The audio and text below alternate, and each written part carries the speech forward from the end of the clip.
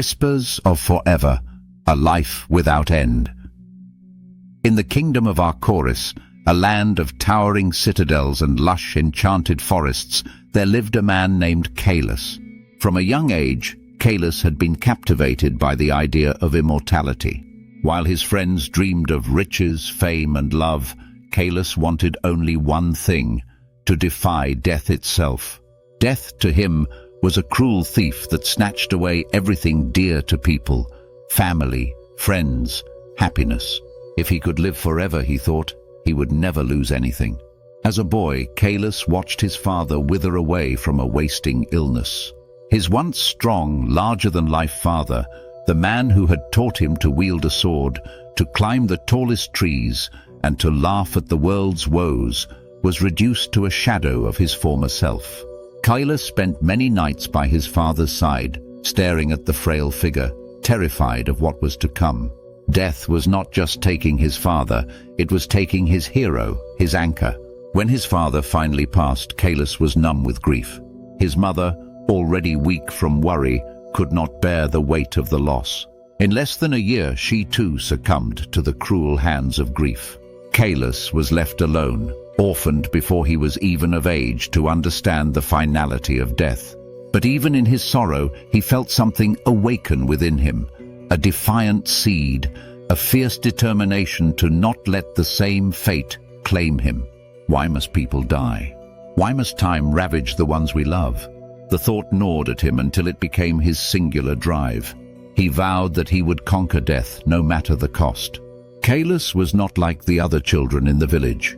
While they played and laughed, dreaming of growing up, getting married, and living normal lives, Caelus spent his days reading whatever books he could get his hands on, particularly those about ancient legends, forbidden magics, and the elusive mysteries of life. He would often sit at the edge of the forest, staring out at the horizon, imagining what it would be like to live forever, to never age, to never die.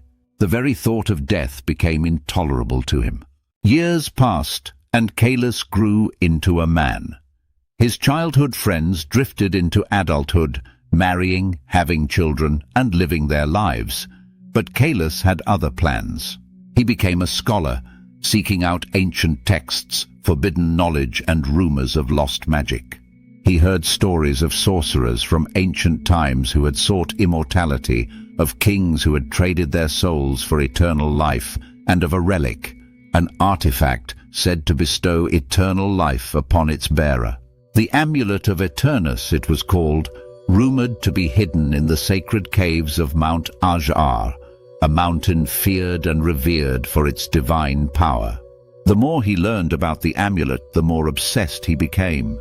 He ventured into distant lands, sailed across perilous seas, and braved hostile jungles. His journey was long, but his determination was unwavering. Every step he took brought him closer to his goal, and with each step he distanced himself further from the life he once knew. His friends no longer recognized the man he had become, driven, ruthless, singular in his pursuit. After years of searching, Caelus finally found Mount Ajar. The path to the amulet was treacherous, guarded by traps and beasts not of this world, but Caelus was relentless. He spent years climbing the mountain, battling the bitter cold, the howling winds, and the creatures that lurked in its shadowed crags. He faced trials that would have broken lesser men, but Caelus's will was ironclad. Eventually, he reached the heart of the mountain, where the amulet lay, pulsing with an eerie blue light. The stone chamber was silent, save for the hum of the artifact's magic, and as Caelus grasped it in his hands, he felt a surge of power flood his veins. His wish had been granted. The moment he placed the amulet around his neck, he felt it. His body no longer ached from the journey, his muscles no longer tired. The passage of time itself seemed to slow, and as the years passed, Caelus did not age. He remained as he was, strong, agile, youthful. He had conquered death. For centuries, Caelus lived as an immortal. At first, it was everything he had dreamed of. His body did not age, nor did it weaken. He became a warrior without equal, a scholar whose knowledge grew with every passing year. He watched kings rise and fall, empires flourish and crumble, But through it all, he remained unchanged. While others perished, he endured. He traveled the world, mastering skills, accumulating wealth, and expanding his knowledge. The world to him was an endless playground. While others feared the passing of time, he relished in it. What did it matter that civilizations rose and fell? He would outlive them all. However, as time stretched on, the cracks in his perfect dream began to show. The first blow came with the loss of his children. Caelus, having outlived his wife by many decades, had distanced himself from his offspring, watching as they grew old, married, and had children of their own. Yet, as the centuries marched on, one by one, they too succumbed to the inevitable pull of death. He stood at their graves, feeling an emptiness he had not anticipated. His heart ached with a grief that seemed bottomless, for he had loved them dearly. But time had taken them from him, just as it had taken his parents so long ago. He had watched as their bodies weakened, as they aged and withered before his eyes. He tried to offer them solace, but how could they understand his world? He was untouched by time, while they were shackled to its cruel march. His grandchildren grew old, and even his great-grandchildren passed into the grave before him. Next, his friends began to wither away. Over the years, Caelus had formed close bonds with many, but one by one, they too fell to the ravages of time. He had seen it before, but each time it happened, the pain did not lessen. Caelus attended their funerals, a silent observer, watching as his world grew smaller and smaller. Each time it hurt a little more. Each loss dug deeper into his soul, leaving behind a hollow shell of the man he once was. As centuries turned into millennia, the world itself began to change. The bustling cities Caelus once knew were now ruins. The people, the customs, the language, everything had shifted.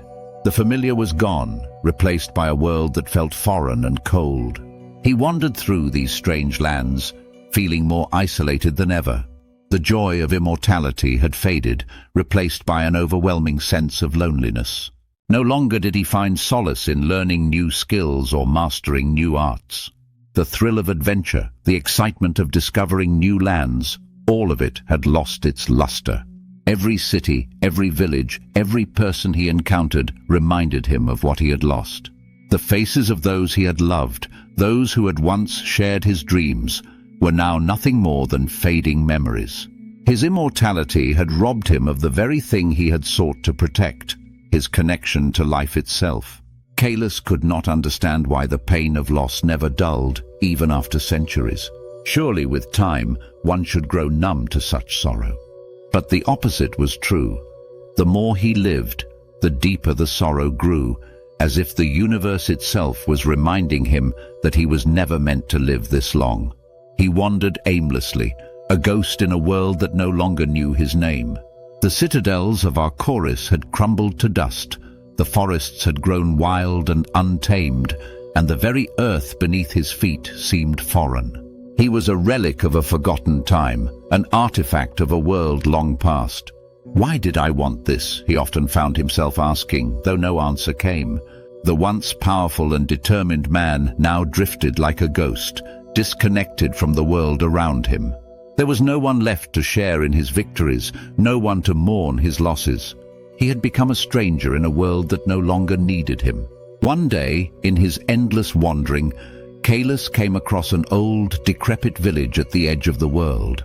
There, he met a woman, an ancient priestess who had lived longer than most, though not as long as Caelus. Her eyes, though cloudy with age, were sharp, as if they could see into the depths of his soul. "You carry the curse of eternal life," she said, her voice barely a whisper. "A curse?" Caelus scoffed bitterly. "I once believed it was a blessing. Only the young and foolish think that way. Life is meant to be fleeting. Death is not an end, but a doorway." Caelus had heard similar words before, but had always dismissed them. Death, he had believed, was the enemy, the one force to be overcome. He had spent centuries trying to escape it, to avoid its grasp, but now he was beginning to wonder if he had been wrong. "What lies beyond that doorway?" he asked, though he was unsure if he wanted to know. The priestess smiled, a sad, knowing smile. "There is a place beyond this world, a place where time does not pass, where those we have lost wait for us. In death, we find reunion, not separation. We become eternal in a way far different from what you now experience.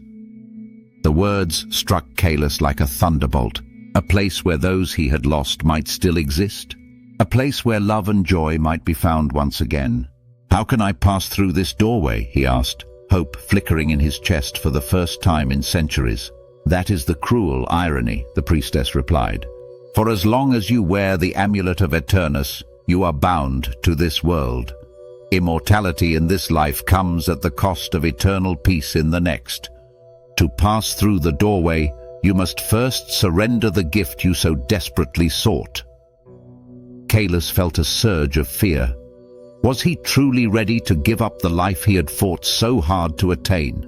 The amulet had been his salvation, but it had also become his prison. "How?" he asked, desperation lacing his voice. The priestess held out her hand. "Give me the amulet. Only then can you be free." Caelus hesitated, feeling the weight of the amulet against his chest. Could he truly surrender it?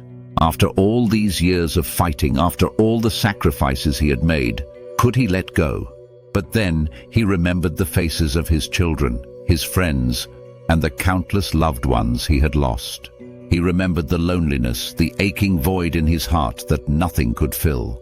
Immortality had robbed him of everything he cherished. With trembling hands, he unclasped the amulet and placed it in the priestess's hands.